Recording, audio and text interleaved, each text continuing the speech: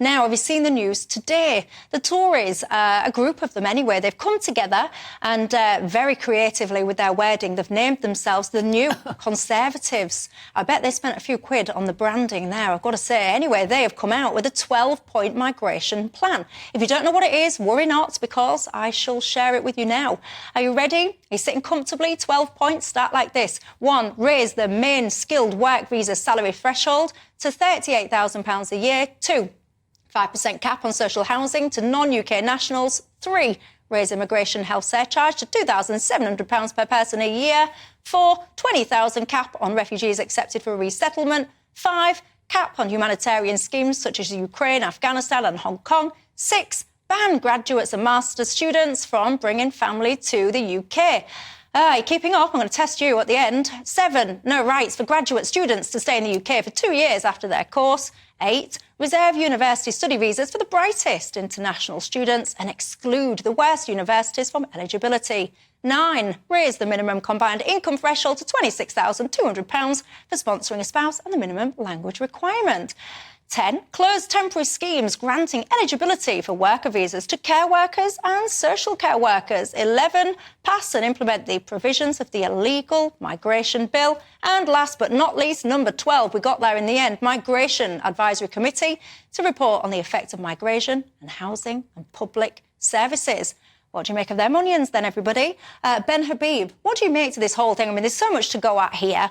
Of course, the 12 points that we just outlined, whether or not they will work or not, whether or not in the first place it's a good idea that you've now got this kind of breakout group and what that says about the Tories as well. Make of it, pick up any of those points or anything else to do with it that you will. Well, I'll take the political point first. It's always interesting to me when you get Conservative Party MPs speaking what we would all regard as common sense. I mean, nothing there. I can't imagine anyone in the United Kingdom would disagree a lot with any of those points. Basically, make it more challenging to come into the country, and once you're in the country, have less benefits than British citizens. Makes perfect sense.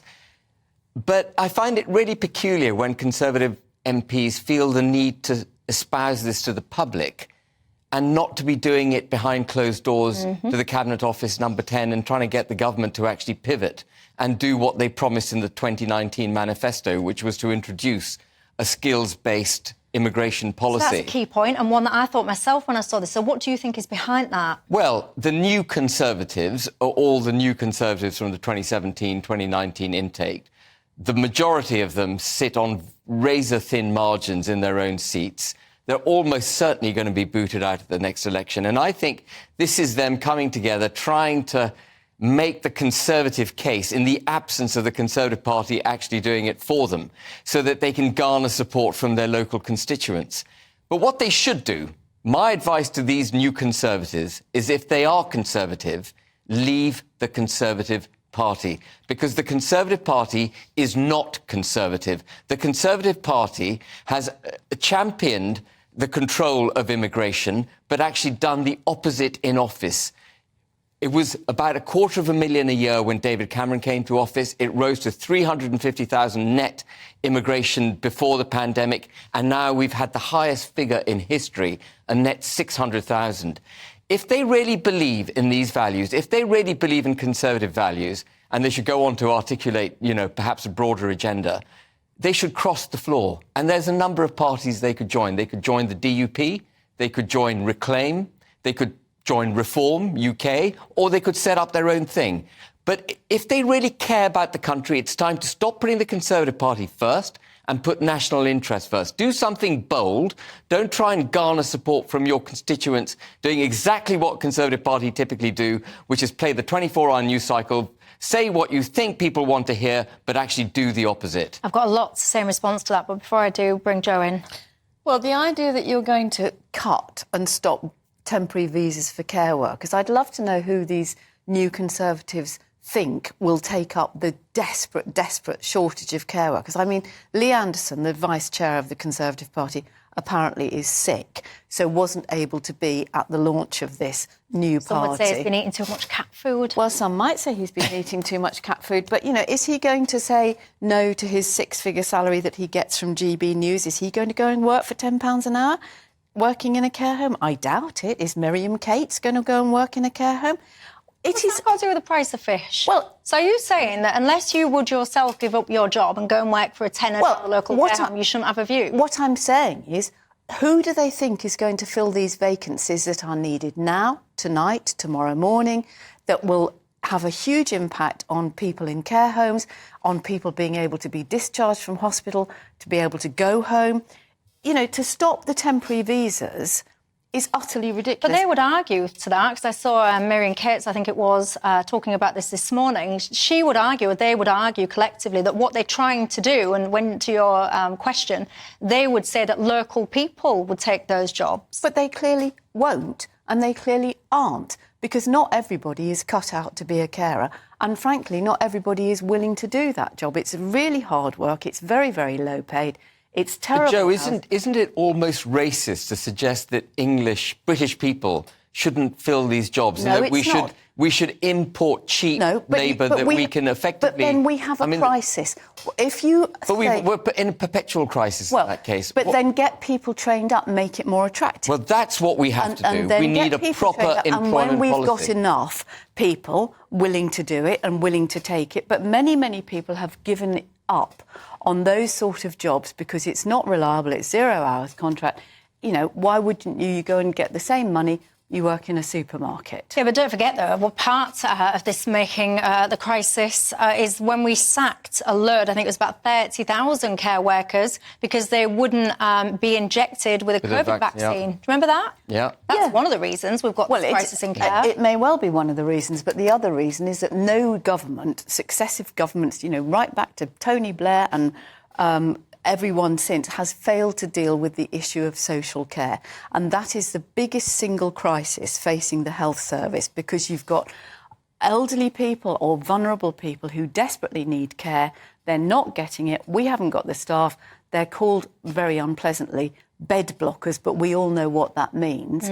And, you know, I speak as someone who's got a mother in a care home.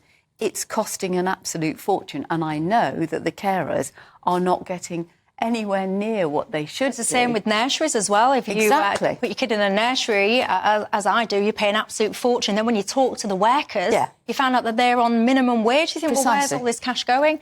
Anyway, I don't think we value carers enough in this country, if you ask me. I want to pick back on your point about when you say leave the Conservatives because they're not, leave the Conservative Party because they're not Conservatives. Well, the Conservative Party is an entity made up, of course, by its people. So who is it specifically that you're saying is not Conservative? It's not the entity, is it? Well, it's the people within it. Conservatism, I think, is understood broadly as being reduced state interference, low taxation, the creation of aspiration, equal opportunity rather than equal outcomes, the avoidance of the creation of a dependency state, weaning people off that dependency and moving away from being a nanny state. None of these things you would recognise in the current Conservative Party. But is it all of those things irrespective of current economic climate? There's never an excuse to give up on good, sound policies because you're hitting a bit of a road bump. The reason we're hitting this is much more than a road bump. The reason we're in economic difficulties is because we've had 25 years of virtually non-stop, ever-increasing socialism within the United Kingdom. And we have eventually run out of the ability to borrow, we've run out of the ability to tax, and a lot of that has happened under the Conservative government. And we've talked about the labour market. We've talked about how it doesn't pay to work. Well, it doesn't pay to work in part because taxes are too high. And you can see that because there are 5.9 million people now on some form of universal credit or another. If socialism, we'd have social housing. I mean, these people are talking about cutting social housing or putting a cap on. There is no social for immigrants, for people who come to the country. That's what they say. But there is no social housing. And people who are doing these minimum wage jobs or 0 hours, they can't afford to pay the rent. Where's a good country that's a great example of socialism having worked really well financially? Well, you don't have to be socialist. You can actually... No, you've just said if we had socialism, then we would have things, for example, like social houses. I'm just asking, like, who is your go-to country that you hold? Well, I think the Scandinavian countries have got a much better standard of social care, social support, health and education structures, but of course they've got very high taxes. Well, what do you